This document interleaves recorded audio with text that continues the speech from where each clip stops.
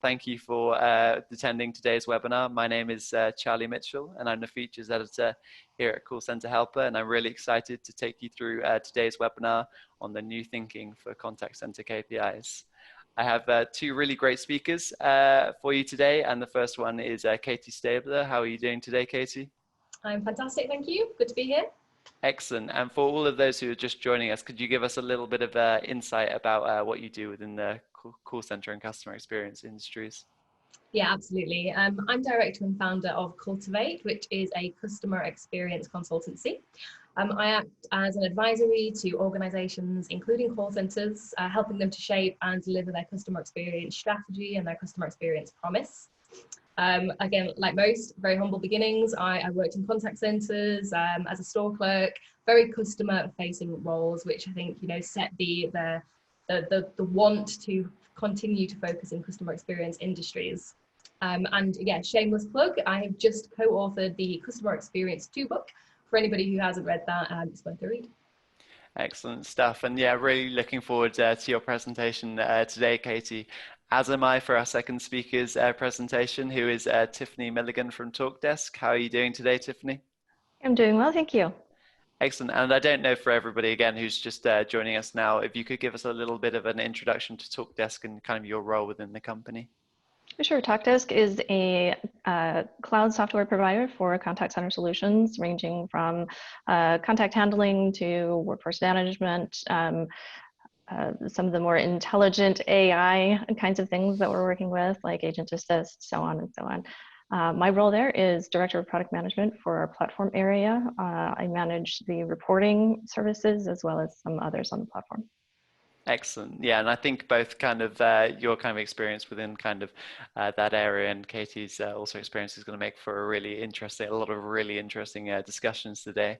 And we want you to get involved in that discussion too. We like to make our webinars as interactive as possible. So if you could also join us in the chat room if you're not there already, by simply going to cch.chat, just type that in your browser, or if you want more of a URL challenge, you can type that first longer address in of www.callcenterhelper.com/chat.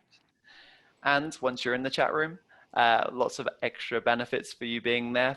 The first one being that you can download both our speakers' slides, so you can kind of make sure you don't miss out on any of those key learnings that you might pick up from today's webinar. And also you can join our quiz which comes after Katie's presentation, which I'll come back to later, but the winner of that quiz will win a bottle of champagne or a box of chocolates. So yeah, very worth being in there indeed.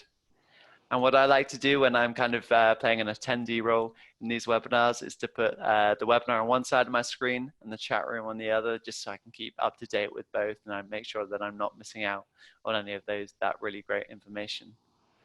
And also, if you want to pick up and reflect on some of that information at a later stage today or maybe in the future, simply go to www.callcenterhelper.com/recorded-webinars, and those webinars will be available later this afternoon.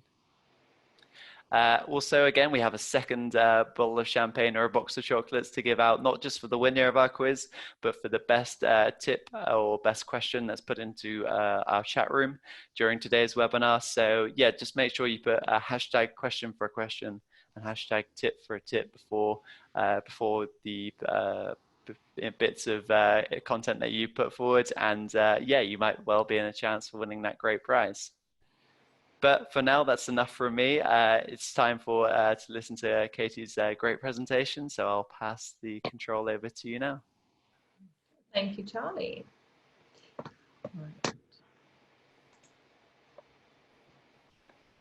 Let's get the technical bit out of the way.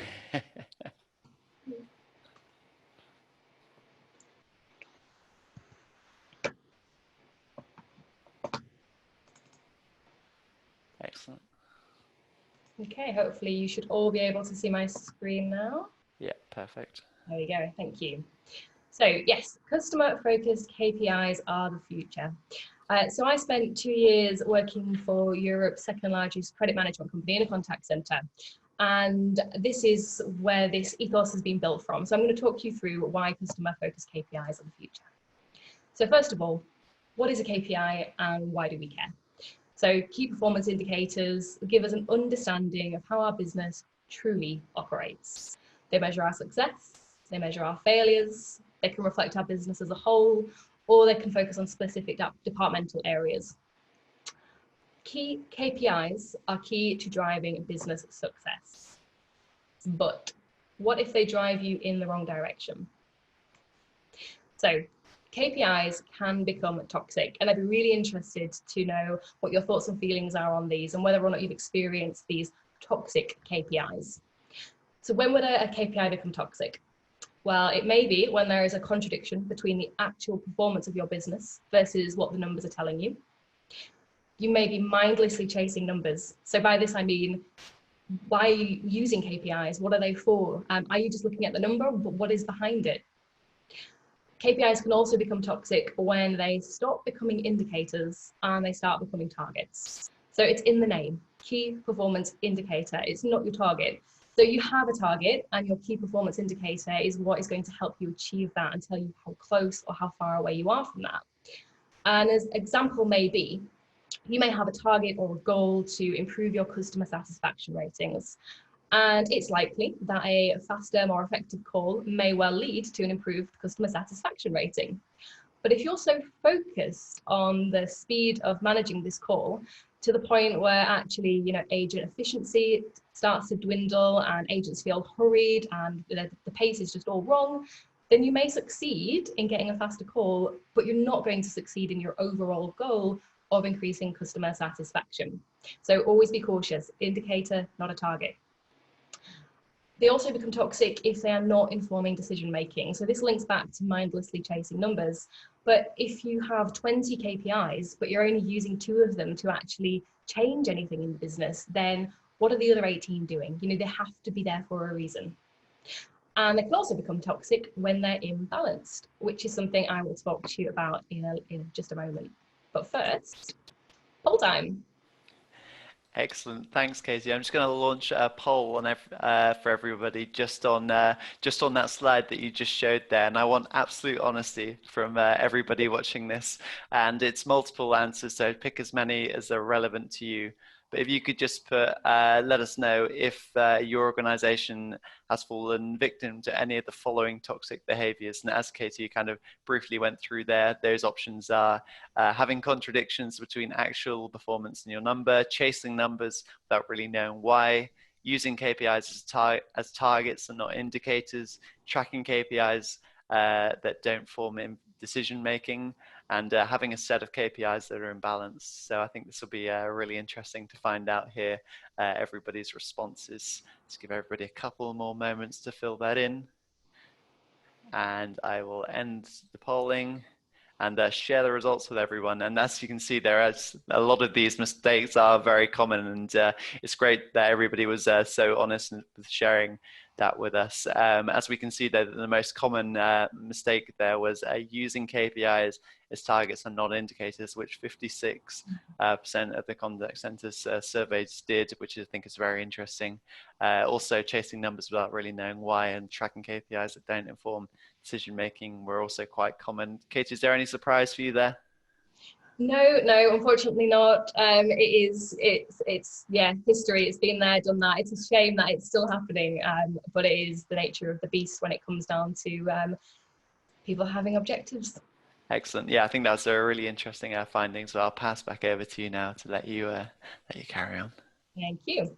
So we know what a toxic KPI is. I think we've all just seen that we're all subject to them. But how can we avoid them? So how can we get over having toxic KPIs? And my guidance is 1, a balanced scorecard approach, and 2, think customer. And I'm going to tell you why. So firstly, the balance scorecard. If anybody hasn't seen this before, or it's just resurfacing, then just to let you know, the balance scorecard, it first popped around in the Harvard Business Review in 1992, I believe. Don't test me on that. So it's been around a while, and it had its moment of fame, and some organizations have really continued through with it, others not so much. Basically, it translates your strategic objectives to your performance measures. So it's fantastic when we're talking to KPIs, because obviously KPIs are performance measures.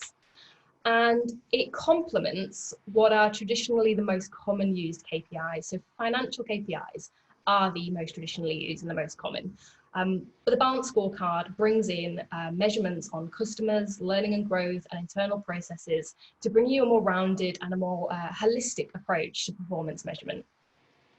Now, to give you a little bit of an example, these are all, I'm sure, very common KPIs that you've all seen before, and I've just popped them into each category so you can see how the Balance Scorecard would work and where these KPIs fit. And if you are taking a very balanced approach to performance measurement, then you should have, around the same amount of KPIs within each section. And they should all have the same emphasis on them as well. So again, going back to an earlier point, it doesn't matter if you have 5 financial KPIs, 5 customer KPIs. If actually they're not doing much, it doesn't matter. But what happens is when you are looking at a balanced scorecard approach, it does, of course, have to be balanced. And unfortunately, customer KPIs tend to be incidental. So most organizations have them. Most organizations have them incidentally, when in fact they should be entirely intentional.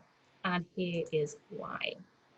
So the more your company attention is focused on what outcomes are important to your customer, the better your company will likely perform on outcomes important to the business. And it is as straightforward as that, but it takes a lot of thinking to get there. Customers are your most important asset. It doesn't take a rocket scientist to understand that by focusing on your customer outcomes, you will in turn reach all of your business outcomes. And why? So let me start with an example. You may have many organizational goals. In there, I would hope that there is something customer related. So I put an example here that your organizational goal may be to have happy, satisfied, and most importantly, retained customers. You want them to keep being your customer. So what customer outcomes do you need to achieve to get to your organizational goal? So we are here now. So your customer outcomes may be that they want the call answered promptly. They want a friendly agent. They want to share their personal or account details just the once. If you're going through multiple channels or speaking to multiple people, customers do not want to keep repeating themselves. Customers definitely want to be listened to. They want ease of journey, no matter what channel you're on. And customer ease is something, if you are linked in with me on social networks, you will see I bang on about over and over again. Ease is important. And of course, the solutionship we provided. So going back to that controversial first-time resolution rate. But they're your customer outcomes. What customer KPIs would you have to measure those outcomes? And this is where it starts to get really interesting. So these are just some examples, but you may look at average call answer time. Now, actually, the science between average call answer time is that customers are willing to wait a little bit longer than you might expect, as long as they get the good outcome that they're after. Friendly agents, a KPI could be that your customer agent rating is high, that your quality assurance friendliness measure is high. You also want to perhaps look at a KPI which is related to your omni-channel experience and your multi-agent experience. Customers feeling listened to, how do you measure this? Through a quality assurance measure. Are we telling our agents that making a customer feel listened to is important? Ease of journey, customer effort score. Customer effort score is basically how easy your customer is telling you it was to have an experience with you. And then the first time resolution. But what does this mean in a wider context? Because these are all customer focused KPIs. And going back to what I said earlier, it's important to have a balanced scorecard approach. But the point of having customer focused KPIs is that they actually have huge ripple effects across the rest of your KPIs. So let's look at high CSAT and high customer effort score. If these are great, you are likely to have high customer retention, which equals high customer lifetime value. So the longer your customer is your customer, the financially better it is for your organization. That goes into the financial sector of the Balance Scorecard. You would also get high employee net promoter scores. So if you've got a happy customer, it's a brilliant cycle of happy customer, happy employee, goes back to happy customer. It leads to reduced turnover levels for your staff, and of course, higher retention levels for your customer. high quality assurance rates, high quality assurance scores as well. So if you have skilled agents, the likelihood is that your overall efficiency is higher. Again, a cost saving measure. And overall, if all of these KPIs are achieved, your customer is less likely to contact you again. So overall, reduced contact time. It might not be that holy grail of the average call handling time, but your overall customer contact is likely to reduce if you get all of these right.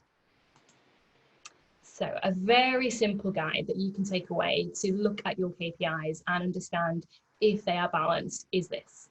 So first of all, you want to look at your organizational goals. They should always be leading your KPIs. And then we're looking at a balance scorecard. Now I'm putting customer first and I'm a customer experience expert, so of course I'm going to. That isn't to say it is the most important. It should be balanced, but customer does need to move up from where it currently is in the incidental realm.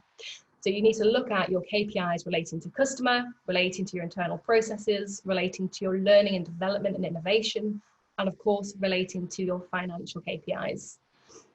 And then it's important to collaborate. So your balance scorecard is actually a top-down approach, starting with your organizational goals.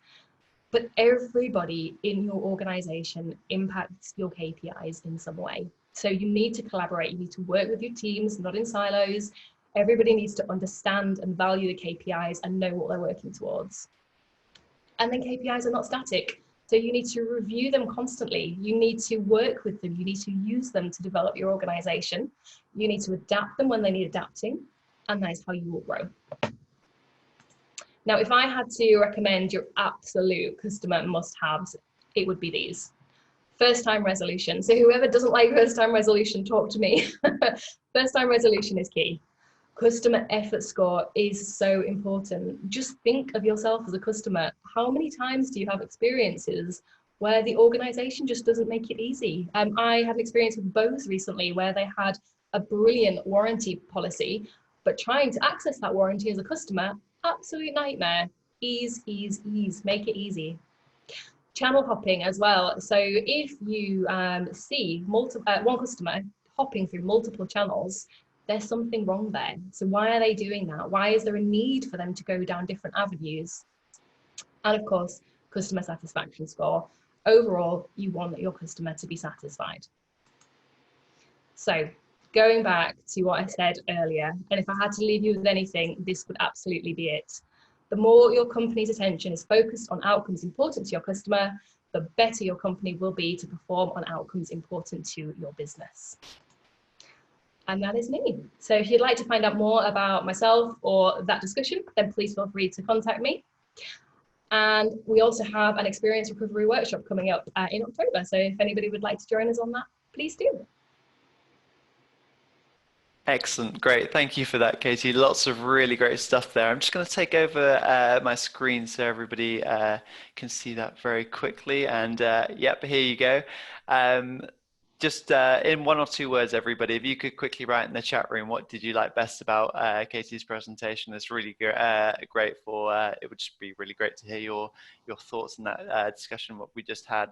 But yeah, I made loads of really helpful notes. There's lots of things that I personally took away from your presentation, like using KPIs as an indicator and not a target, I think was a very key message that you started off with. I really like the kind of balance scorecard idea and kind of splitting your metrics into 4 key areas. And once your message that once you reach key customer outcomes, you'll reach many of your other targets as a kind of knock-on effect was interesting. And I really liked the kind of idea of kind of tracking channel hopping as a metric. I think it's an important metric, but not one that gets much kind of airtime, so to say. But yeah, so that was really great to hear. Lots of brilliant takeaways there. But now quickly we're going to jump across to our quiz today. For everybody who is not yet in our chat room, I'll just give you this quick opportunity to go to cch.chat to take part and use those A, B, C, D buttons that you'll see at the bottom of your screen to do so. I will just pull the quiz across for everybody to see there. I'll make it a bit bigger on my screen for everyone. Excellent stuff. So I'll give you a couple more moments to log in to do that. Also, one other point that I forgot to say that I really liked from your presentation, Katie, was your point on the fact that everybody in your team impacts your KPIs. So making sure that you kind of collaborate around them. That was another point that I really took away from that. So yeah, lots of points that I took away. Excellent. I see that we already have 100 people in the chat room ready for the quiz, so let's get going with this and start it off. So the first question that we have for you today is: true or false, occupancy is a good KPI for assessing agent productivity? And if you logged in slightly earlier, you might have heard us having a little discussion about this metric, so you might have had a slight giveaway as to the answer there. But yeah, we'll just give you a moment to quickly log your answers in. True or false, quite a simple scoring scale. Maybe not a simple question, but we'll find out. Excellent. I'll give everybody a couple more moments to fill that in. And I'm pressing next. And yes, most people did get that one right, which is really great to see. The correct answer was false. And the reason is that occupancy figures are a measure of how successful your staffing calculations have been. In no way are they an indicator of how well your advisors are actually working. So I think that's a really great teaching, that one. So we have Alex in the lead currently as we move on to our next question, which is: which of the following KPIs is considered very important by the most contact center professionals? Is it A, customer effort, B, first contact resolution, C, net promoter score, or D, quality scores? And this research actually comes from a 2019 call center helper report, which we made in autumn last year. Excellent. So I can see lots of answers coming in now. So I'll quickly move on. And yes, wow, that's really impressive to see that a lot of people getting that right. Good to hear that. Good to see that people are reading my reports, which is great. And yeah, the reason for that is 68.8% of contact center professionals consider FCR a very important metric, almost double the percentage that feel the same way about NPS. And that's interesting considering the NPS conversation we had earlier too. So Simon is now in the lead as we move on to our next question. And this, you might have seen the acronym in Katie's slides of CES, but we want to know which metric is commonly abbreviated to that CES. Is it A, customer efficiency score, B, customer emotion score, C, customer engagement score, or D, customer effort score?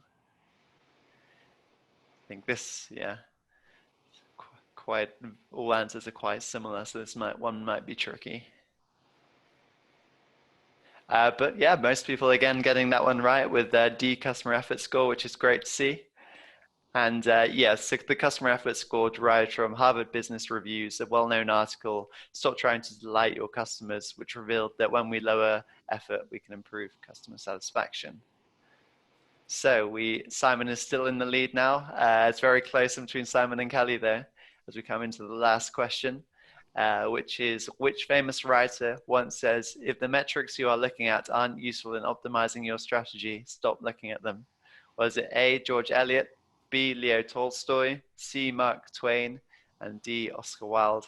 That actually links in very well to a point that Katie made in her presentation. So yeah, it'll be interesting to see how many people know this one. This I think is the most difficult question. So it will be interesting to see. And excellent. And C, Mark Twain. That was very much showing that was the most difficult question there. And another great Mark Twain quote is: continuous improvement is better than delayed perfection. I think half of the world's most famous quotes are from Mark Twain. So even metrics now, apparently. Excellent. And Erin is today's winner of the quiz. So congratulations, Erin. We'll be in touch soon after the webinar with a bottle of champagne or a box of chocolates. So congrats again. But that's enough of the quiz for now. Thanks everybody for taking part. But we're going to quickly switch over to find out your top tips and questions for our panelists in the chat room. So today, our first tip comes from Alex, who says, protect engagement and avoid overwhelm. Keep your KPIs clearly split based on your reporting levels. Only drive agent controllable metrics within the call center. Leave others like ASA and occupancy for the leadership team. Is this a tip that you'd very much agree with, Katie? Yeah, I think particularly that second bit is great advice, and not necessarily that leave it to the leadership team. I'm sure it does. It's important to collaborate on KPIs, but it's also important to use something like a RACI model. So who is accountable, who is responsible, who is informed, and who is, I forget what C stands for, but yeah, absolutely, the leadership team should be accountable for those. Excellent. Yeah, I really like that kind of the kind of model almost of the accountability that you presented there. I think that's really interesting. Our next tip is from Peter. He says toxic KPIs are those that encourage behaviors that are not conducive of great customer experience. I'm sure this is something that you would also go along with, Tiffany. Yes, absolutely. I have encountered many times in my past where I've received questions such as, what is my agent service level? Which is not a metric that can be controlled. That is a toxic KPI, should not be used and should not be focused on for an agent performance metric. Yeah, I think, as you say, service level is a very interesting metric in terms of being kind of confused. And I know you're going to talk a lot about that later, so I'm not going to kind of stomp on your territory there. But yeah, I think that's a very interesting point. So another question now from Alex. It'll be great to hear both of your thoughts on this one. And that is, what would the optimal number of KPIs be for a standard agent? And what would the most important ones be to you? I guess kind of maybe, Casey, you've already explained the second part, but what are your thoughts on maybe the first part? Yeah, I mean, I don't think there should be an optimal number. I don't think that should be something that is in the forefront of an agent's mind either. What should always be in the forefront of an agent's mind is that they are able to, they are supported to, they are empowered to provide a good customer experience. And as long as that is what they are focusing on, the KPIs, they will be achieved. They'll be there in the background. But I just hate the thought of agents just constantly thinking like service time, average handling time, call wrap-up time. It's just, like someone just said in the previous message, it's not conducive to good customer experience or a good agent experience. Yeah, I think, as you say, it's quite funny, the image of just kind of advisors counting how many KPIs that they're responsible for. Yeah, I think that's a really good point. Now, another question that's come in from Natalie is, do you feel that NPS and CSAT really inform a business on what they're doing well or not so well? How do you make an NPS score more actionable for change? I think, Kitty, we heard a bit from you earlier from this, but Tiffany, I don't know if you have any kind of thoughts on NPS and CSAT? I do. I do think that CSAT can inform business. Most often, you'll be receiving more detailed scores that compile your final score. That's the one that usually gets communicated. But the details in the individual questions on CSAT can be quite helpful in terms of knowing where to focus to improve that customer satisfaction. NPS, a little more tricky. It's a single question. That's a little bit harder to pinpoint. I know that at TalkDesk, we actually request comments. And so oftentimes the comments that we receive along with the NPS response are very informative to know where to focus to improve that customer experience. Yeah, I think that's a really good point, and I do very much kind of see what you're saying in terms of kind of it's much more difficult with NPS because it is that set question, and with CSAT there is a bit much more flexibility to that. So yeah, really interesting stuff there. We have an opinion in from Gabriel now, who says, I think it would be worth relating KPIs with KPOs to avoid confusing KPI targets. I've not actually heard of KPOs. I've heard of KPA before, but never a KPO. I don't know, Katie, if this is something you've come across. It isn't. My mind is reaching to key performance objectives, perhaps. Maybe, yeah. Potentially. Let us know more, Gabriel. Yeah. I think I've heard of key performance KPAs as key performance areas. So maybe objectives is the same thing. Have you come across that one, Tiffany? I haven't. I'd be interested in understanding more about that as well. Yeah, this is very interesting. Yeah, Gabriel, if you're in the chat room, it would be great to hear what KPO, your interpretation of KPO stands for.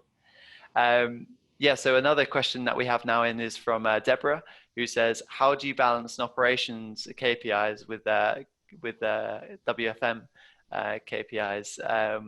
But I don't know what your thoughts are on this one, Katie.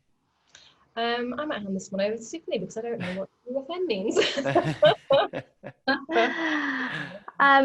I'm not quite sure how we're defining operations KPIs. If we're trying to define that as maybe some financial KPIs or some customer experience KPIs like Katie talked about, for purposes of my answer, I'm going to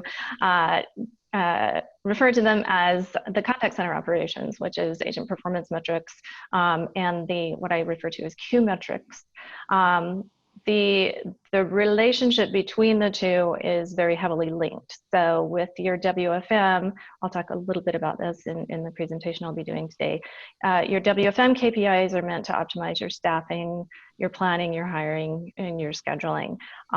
Those metrics are driven by the operational actual values that the agents are doing. So when agents reach their particular thresholds or targets or whatnot, range, which I'll talk about again, then that lines up with your WFM KPIs. So it's something of an inherent balance.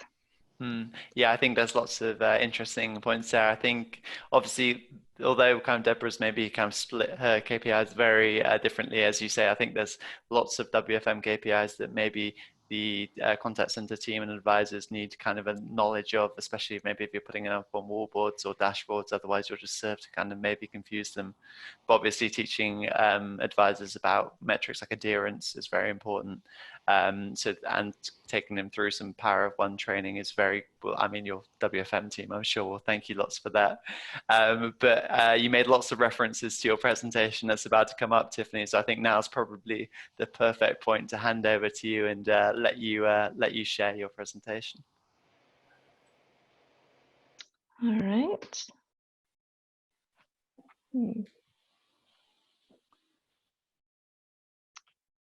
Sorry, one moment. No problem.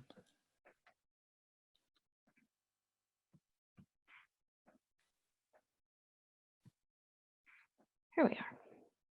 Perfect. All right, today I want to spend a little bit of time focusing in on service level and looking at it from a different perspective. My experience over the last couple of decades in the contact center industry leads me to believe that it's not well understood. So it's commonly the most frequently used metric, yet the least understood metric. So I want to take a closer look at that and how we should be looking at service level and working with service level. So the first question is, what does service level really tell you?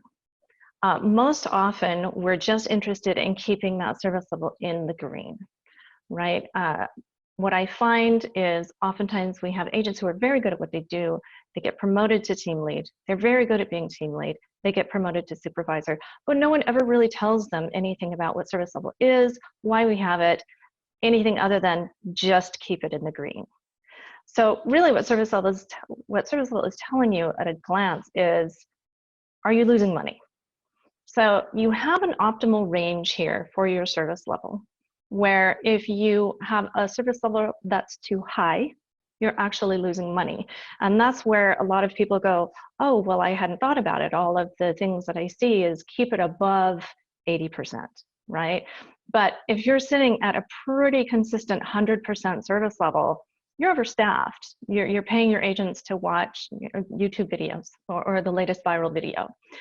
I think we're more familiar with if your service level is too low, we're looking at a poor customer experience and potentially lost revenue. So rather than looking at it as keeping it in the green, we really need to look at it as this is the optimal place to be when we're providing our customer support. Where can we balance the customer experience with the most cost-effective or efficient way that we can provide that experience? And that's where service level brings together all of those metrics to give you a very quick glance at whether or not you're in a good optimal operating range. So why? Why does service level give this information to you? And we talked a little bit about these WFM KPIs. The inputs that go into WFM, we're looking at arrivals, what your abandon rate is, how long it takes to actually handle a call, So your actual talk time, hold time, your ACW time, which is your average handle time. We're taking a look at shrinkage. What kind of absences do we have? What kind of unavailable time do we have for breaks, trainings, meetings, so on. And then occupancy, which we talked about earlier, can't be controlled by the agent, but we also need to take that into account when we look at our forecasting and scheduling, because if your occupancy rate is too high, you will burn out your agents and your attrition will go up. If your agents are on the phone every minute of the time that they're on shift and not on break, they'll burn out, right?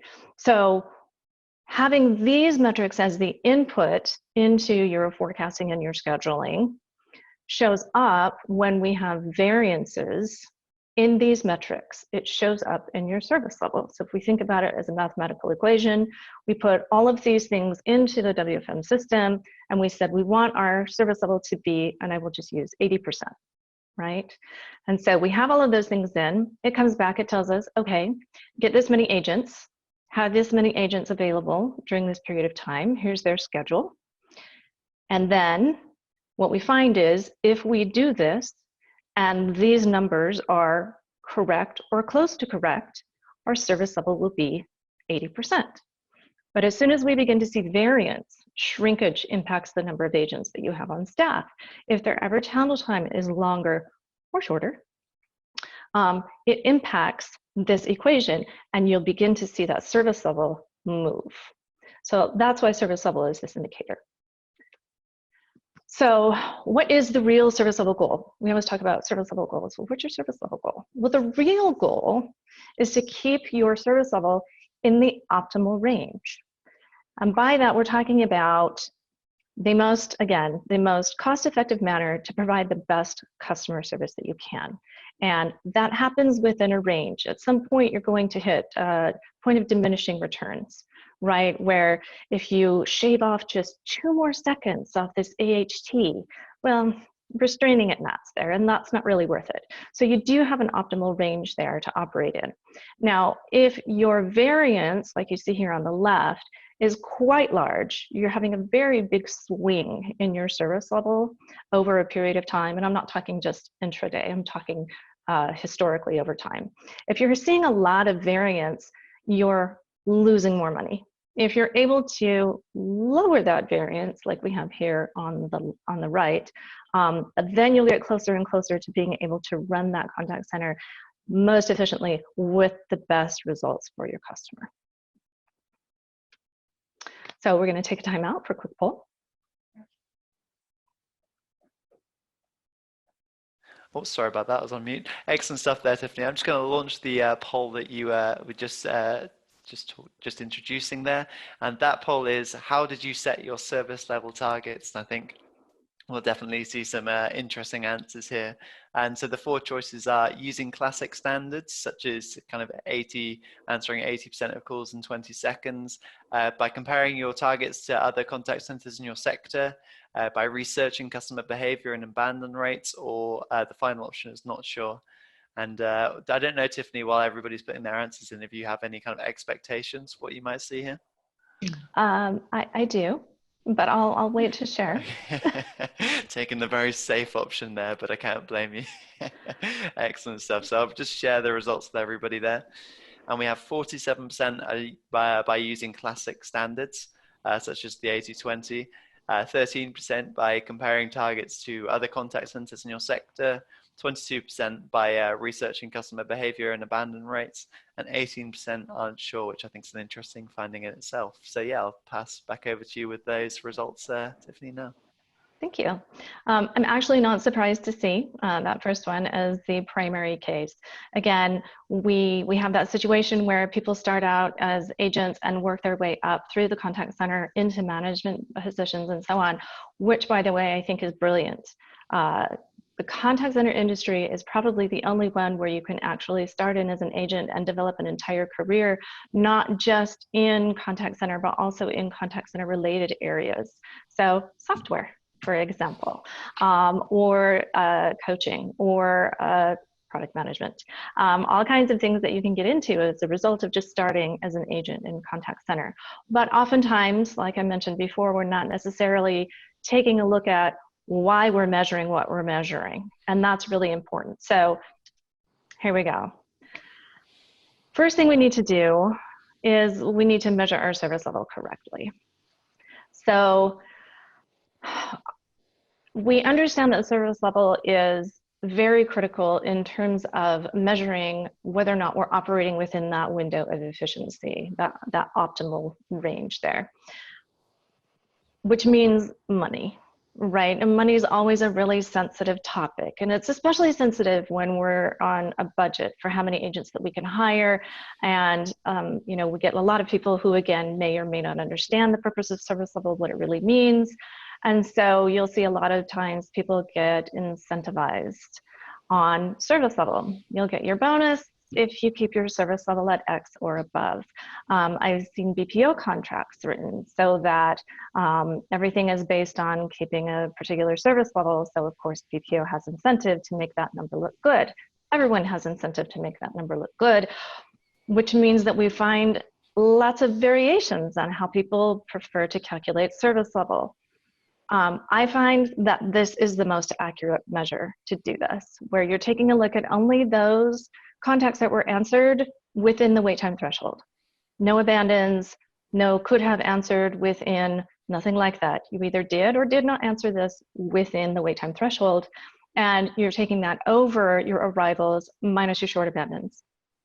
Short abandons, some people choose to include, others choose not to. I find it more useful to not include them because short abandons, generally speaking, you don't have opportunity to pick up those calls. So that's why I have a tendency to exclude them. If you define things in different ways, you will have to balance it with a different metric in order to get a true picture of what's happening in your contact center. So I've seen some calculations where they will say, well, we count it as within service level if it was abandoned within service level, because we could have answered it had the customer not abandoned. Okay, but what that means is that you can have a really, really high service level and a really, really terrible abandon rate. And that doesn't give you that balanced picture. You have to make sure you're looking at both. But very infrequently do I see someone saying, we're going to provide you a bonus if you have a really good service level and a really low abandon rate. They're not taking that balance into consideration. So my recommendation really is to use a correct measurement for service level. Yes, it may come out with numbers that aren't nice, especially if, you know, we're prevented from doing hiring and staffing in the way that we want to, but that does provide argument back to say, we can't move this metric unless we have these things in balance, which includes additional staff. So, second recommendation, calibrate your wait time threshold. So this goes back to the how are you measuring your service level? Industry standard 80-20, 90-30. I constantly have people asking me in the office, what's the industry standard service level?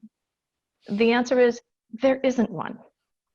There isn't an industry standard. Your service level needs to be based on what your company wants to accomplish and how your customers how long your customers are willing to wait, but that doesn't quite sound right. Again, it's that balance between that efficiency and that customer experience. So don't just use an 80-20. Don't just use a 90-30 or something else. What I recommend is going in, taking a look at your data and using your average time to abandon. If you can set your wait time threshold before your average time to abandon, that's a better service level target than picking something out of the air that says 20 seconds or 30 seconds. An even better method would be to actually go in and take a look at the time to abandon. Take a look at that histogram. See where a lot of this is falling out, because we know that average can be skewed, right? If you get a specific spike or it's a hard month or something like that, you've got seasonality, maybe not the best representation. So go in, take a look at the spread, and then find out where it is you want to put that particular threshold. I do recommend that you compare that against CSAT or NPS if you can find a decent correlation or pattern between the two. Obviously, we talked about NPS being a single question. Doesn't always mean it's because my NPS is low because you didn't answer my call in time. But if you're comparing the two, where you're looking at your wait time threshold against your CSAT and you're seeing any kind of movement there that you can correlate, I recommend that you balance against that as well. Recommendation number 3 and number 4 we'll get to. You guys are already doing this because you're contact center professionals. To help with your service level, again, we go back to that input on the WFM metrics and the staffing and everything. So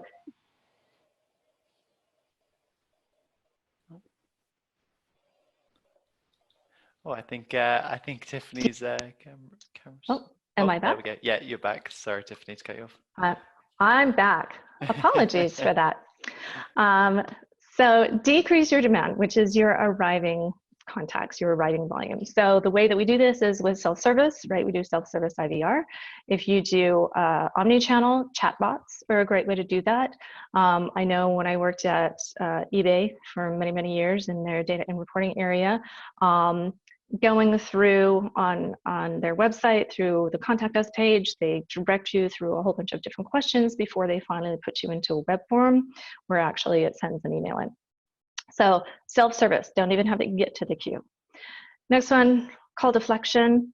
I experience this when I have an outage with my utilities. I call in, and instead of waiting to say, why is my power out and when will it be back on? They've put a message, a greeting right at the beginning that says, we're aware of the outage in your area. We expect the power will be back on in 2 hours. Right? That's a mechanism for doing call deflection. A third one that some people may or may not consider is what I refer to as managing upstream.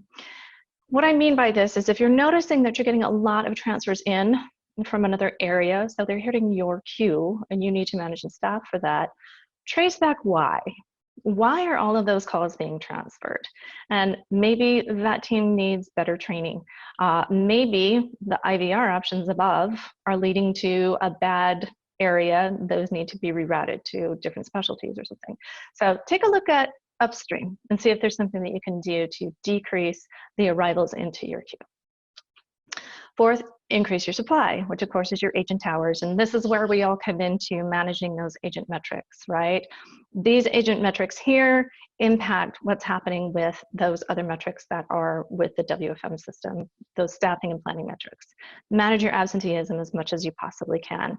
Of course, agents are responsible for their own availability. If they're supposed to be on the phones, they need to be on the phones. So if your agent availability is 50%, find out why. If that's not one of the things that you took into consideration for your forecasting and trying to come up with that optimal number, find out why. Do what you can to change that. Adherence, of course, so we're talking about with availability, you're supposed to be on the phone. Adherence is when you're supposed to be on the phone. Let's not schedule meetings first thing Monday morning after we've been closed on the weekend. Probably a really, really high time when you'll get a lot of volume in there. And if you have folks that are going on break, coming back a little late, arriving late, right, that's really going to impact that, especially in those really busy times. Average talk time. This is a tricky one. Katie mentioned this in her presentation as well. Yes, it's good to optimize average talk time in some cases. If you're operating a contact center where it's not, what am I trying to say? Some contact centers you have very heavy relationship based. Usually that's B2B. You have an assigned account manager, and that is the person that you interface with on a regular basis. And maybe if you're not available, maybe that flows to a backup with a more general contact center. That, it doesn't matter. Your talk time doesn't matter there because what you're focused on is actually maintaining that relationship, whether it takes a quick 2 minutes to say, yep, got it taken care of, or it takes 2 hours to solve a problem. That's the focus. So make sure that you're matching your average talk time goals to exactly what it is that you're trying to accomplish. If that's not the target of your inbound contact center, it's more just regular calls coming in like that, that's a better time to focus in on the average talk time. But again, as Katie mentioned, be careful. I have a friend who was doing some consulting, was walking on the floor and heard an agent say, "I've been talking to you for too long. Could you please hang up and call back in?" Be careful with this one. It's a good tool. if you use it correctly. And then finally, ACW, of course, anything that we can do to optimize that, if we can have automations, if we can have the ability for an agent to be taking notes and populating some things in CRM or other systems while they are handling that contact, that helps to reduce that ACW time. So thank you very much for your time and attention. I appreciate it. This is a lot of fun. Excellent, great. Thank you for that, Tiffany. Again, lots of really great points there, and I've made a note of a few of my really key takeaways. Starting off, obviously, with kind of the service level part, and kind of the being the real goal for service level is to keep your service level in the optimum range and variance. And I've just seen that somebody's quickly launched a poll on the screen, and that's for everybody. Now I'll just sorry to cut me off in the middle of my takeaways there. I'll just share my screen with everybody too. And that's if you want to see a demonstration of TalkDesk's, any of TalkDesk's solutions, the dashboards and the cloud solutions, everything like that, which can really help you align your metric strategy. Yeah, so if you just quickly put whether you'd like to see a demo of that or not, but quickly getting back to my key takeaways from your presentation, Tiffany. So that I thought on service level was really key. Also, your point around having promoted staff kind of question why they're measuring the metrics that they're using, and really questioning the reasons behind that. To understand more of their role. I think it was a very good point, and kind of and your points around measuring service level correctly and calibrating a wait time threshold was very interesting. So yeah, lots of really lots of key takeaways there. So just another quick point, that also, if you're interested, TalkDesk are running another webinar with Dennis Snow, a fireside chat.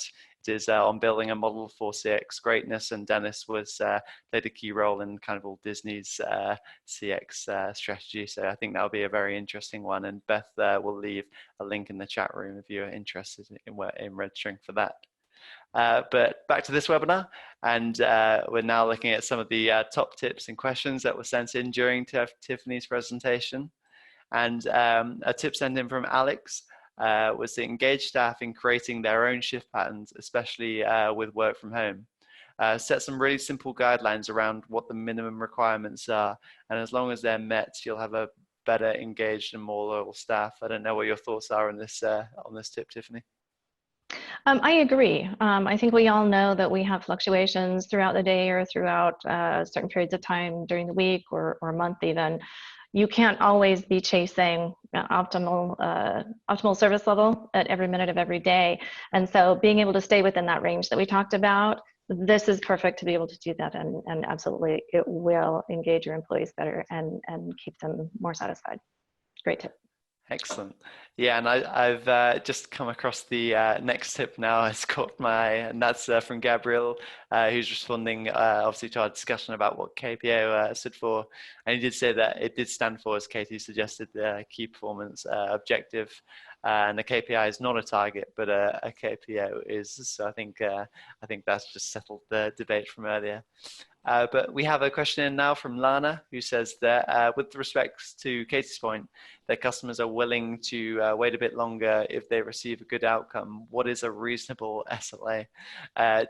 Trying to constantly achieve the typical 80-20 can distract from focus on actual customer experience. So this is a very tricky question to answer, Tiffany, but I'm going to put this over to you. It's whatever your customers can tolerate. We talked a little bit about that, where it's take a look at their average abandon time, take a look at any correlation that you have to Csat, find out where your customer's tolerance level is. You're absolutely right. 80-20 may not be the perfect fit for your particular contact center. So tune into your customer's behavior. What are they doing? When do you start to see those kinds of things drop off? Customer satisfaction drop, your abandon rate increase, and so on. Yeah, I think it kind of links as well to an important point that you made of kind of comparing, see what impact your other metrics have, like abandon rate, and that will help guide you on SLA. So yeah, I think that's a very, very interesting point. Now we move on to another question from Christy, and that is, we use service level and abandon rate, which we monitor pretty closely. However, having gone away from AHG, it's been a struggle to meet those, as also having a huge push on first-time resolution.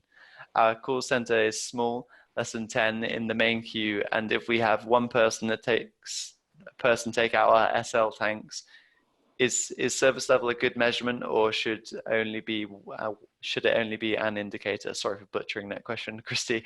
I don't know, Katie, you discussed this a little bit in your presentation, but I don't know if you have a clear answer to this one. No, it's a tricky one, isn't it? And again, when you're a small contact center, it does tend to make things harder, and you do feel the impact of one less team member. I think, you know, actually going back to Tiffany's point, what she just said, I think it's a really eloquently put point, is that you've got to listen to your customers and drive your KPIs using the insight that you have. And actually, if you're really struggling to meet the existing KPIs that you have, what in particular are you struggling with, and what impact, if any, is that having on your customers? Yeah, I think that's it's a very interesting point. I think very good, and making sure that your metrics aren't contradicting one another is a key point in response to that. Another tip now in from Seema, who says that it's important to link the key KPIs with agent and team leader personal goals. One of ours is 0 complaints upheld about agent behaviors. I think that's an interesting tip there, Seema. And I see another one now coming from Grace also, who says, involve your team in setting up KPIs. It helps with engagement and commitment. I think that's also a very good tip in terms of kind of making sure that agents know what's expected of them too. I don't know what your thoughts are on this tip, Tiffany. I agree. I think that there are some measurements that are important in terms of understanding, again, that balance between customer experience and efficiencies. But I think having them educate us about what their experience is with a customer to help define what is the right level or the right area to be focusing on, maybe a little more so than a different area, I think is important. You're right, it does help with engagement. Excellent. Yeah, I think lots of really great points there, covering lots of really interesting areas of KPIs, which is great. We've got a question now sent in from Dustin, who says, how do you track major incidents that spike your incoming contacts and thus impact your service levels? I think, Tiffany, this is probably another one for you. I will tell you, that is perhaps the most challenging because when it happens, everyone's aware. But when you go back and you're looking at it historically, people forget. And so that is the number one thing that if I could solve in some kind of reporting system to be able to add notations for certain things, I would be very wealthy. It's something that I continue to try to investigate. I think the best that you can do is to try to at least make some kind of notation on anything that someone is consuming to help them remember that this was the spike. Obviously, wanting to investigate where that spike came from so that it doesn't happen again, if possible, is important as well. So. Yeah, excellent. I think it's very interesting. Your service level, start of your presentation about service levels seems to have really struck a chord with our chat room, and lots of interesting debates going on there. And one kind of final tip from Brianne is to identify your average time to abandon and set your service level right for that time frame. I think that's an interesting one. I don't know, Katie, if you have any thoughts on this one. Yeah, I think it's a great tip. I think absolutely. And again, it's about listening, like what are your customers willing to tolerate? And just going back to the last point that you made about, incidents, I ran an instant recovery program in the call center that I mentioned earlier. It was named ICE, Impacting Customer Events, and it's all around when issues and incidents happen and the recovery of those. And actually that workshop I mentioned that's happening in October is all about that. So if you're interested in instant recovery and how to avoid it and how to fix it when it happens, it's worth joining. Excellent. Yeah, another piece of really great advice, and it's really great to see everybody getting involved in the chat room, and I think it's provoked lots of interesting discussion. But unfortunately, that's all we do have time for today. So if in the chat room you could just put in 1 or 2 words, what did you like best about the webinar? We always like hearing your feedback, so yeah, it'd be great if you could add that in there.